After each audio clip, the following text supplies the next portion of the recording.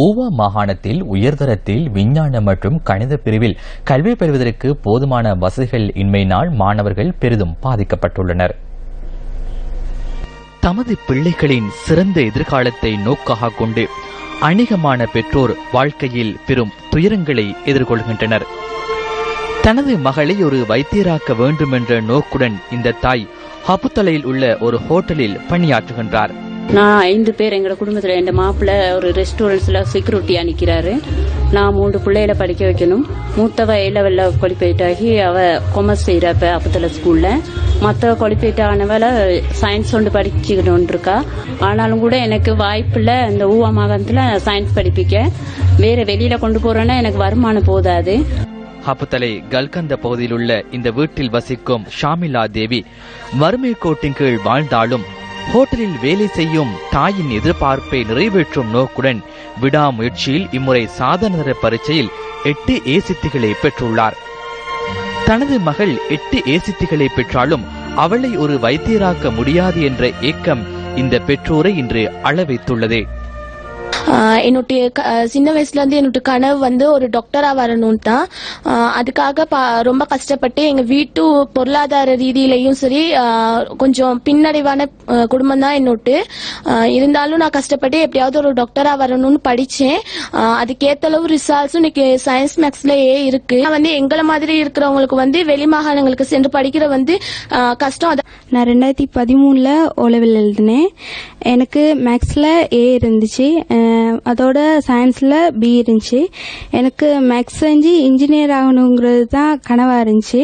ஆனா பண்டாரவளையில அதற்கான வளங்கள் போதாம இருந்துச்சு. அதனால நான் பண்டாரவளையில காமர்ஸ் செய்ய வேண்டிய சூழ்நிலைக்கு உட்பட்டேன். என்ன மாதிரியே கடந்த 10 வருட காலமா நிறைய பிள்ளைகள் ரொம்ப கஷ்டப்படுறாங்க அவங்களுடைய இலக்கை அடைய முடியாம. இதுபோன்ற ஆயிரக்கணக்கான மாணவர்கள் உயர்தரத்தில் விஞ்ஞான கணித பிரிவில் கல்வி பயிலும் கனவுடன் இருந்தாலும் இன்று கலை மற்றும் வர்த்தக பிரிவில் கல்வி பயில்கின்றனர்.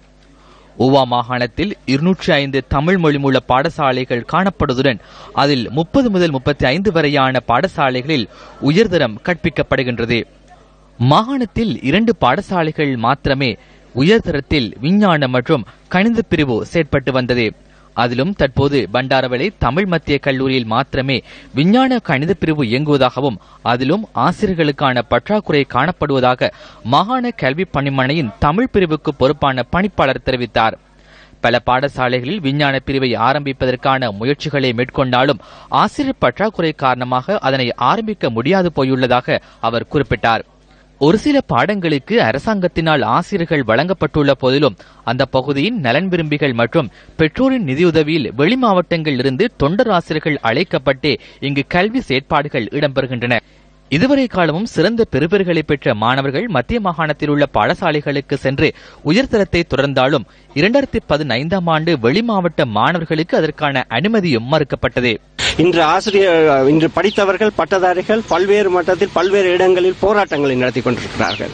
அந்த போராட்டத்தை நடத்துகின்ற பட்டதாரிகளை எங்களை போன்ற மிகவும் ஆசிரியர்கள் இல்லாது விஞ்ஞான பாடத்தில் தத்தளித்துக் கொண்டிருக்கின்ற மக்களுக்கு இந்த அரசியல்வாதிகள் உடனடியாக தீர்வெடுத்து அவர்களை போன்றவர்களை நியமித்து எங்களுடைய இந்த பிரச்சனையை தீர்க்க முன்வர வேண்டும் என்பது எங்களுடைய பிரதான வேண்டுகோளாக இருக்கும்.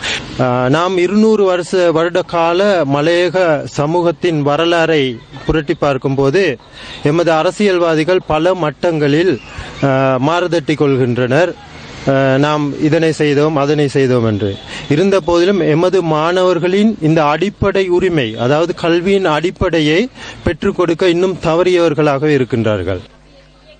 ஊவா மாகாணத்தில் தமிழ் மொழி மூலம் 2016ஆம் ஆண்டு கல்வி பொதுத்தராதர சாதனதர பரீட்சையில் 2554 மாணவர்கள் தோற்றி அவர்களில் 1391 மாணவர்கள் திறமையான முறையில் உயர்தரத்துக்கு சித்தி அடைந்துள்ளார்கள்.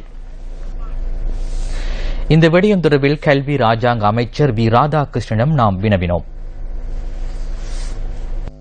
இம்முறையும் சாதன தரத்தில் 9 அல்லது 8 ஏசித்திகளை பெற்ற பல மாணவர்கள் உள்ளார்கள். ஊவா மாகாணத்தில் இவர்கள் விஞ்ஞான பிரிவில் கல்வியை தொடர முடியாத சூழ்நிலை உள்ளது. இந்த மாணவர்களுக்கு வெளி மாவட்டங்களுக்கும் போக முடியாது. இது குறித்து என்ன கூறுகிறீர்கள்? ஊவா மாகாணத்திலே கிட்டத்தட்ட 5 பாடசாலைகள் உள்வாங்கப்பட்டு இதற்கான அபிவிருத்தி வேலைகள் இப்பொழுது செய்யப்பட்டு வருகின்றது. உடனடியாக இப்பொழுது பதுளை சரஸ்வதி தேசிய பாடசாலையில் இந்த பாடத்திட்டங்கள் இப்பொழுது ஆரம்பிக்கப்பட்டிருக்கின்றது. ஆகவே மாணவர்கள் மாணவிகள் அங்கு தங்களை சேர்த்துக் கொண்டு இந்த கணித விஞ்ஞான வகுப்புகளை இப்பொழுது ஆரம்பிக்கலாம். ஆசிரியர் பிரச்சனையை தீர்க்க என்ன செய்ய போகிறீர்கள்? வடக்கு கிழக்கிலிருந்து ஆசிரியர்கள் எதிர்பார்த்தோம். வடகிழக்கிலிருந்தும் ஆசிரியர்கள், பட்டதாரி ஆசிரியர்கள் இங்கு இல்லை. ஆகவே இந்தியாவிலிருந்து, தமிழ்நாட்டிலிருந்து ஆசிரியர்களை தரும்படி நாங்கள் கேட்டிருக்கிறோம். அதற்கான சமீட்சைகளை அவர்கள் இப்பொழுது தெரிவித்திருக்கின்றார்கள். வெகு விரைவிலே இந்த ஆசிரியர்களை உள்வாங்குவதற்கான நடவடிக்கை மத்திய அமைச்சினால் எடுக்கப்படும். இந்தியாவின் கல்வி திட்டமும் இலங்கையின் கல்வி திட்டமும் வித்தியாசம் அல்லவா? அந்த ஆசிரியர்களால் இங்கு கல்வி போதிக்க முடியும் என்று நினைக்கிறீர்களா?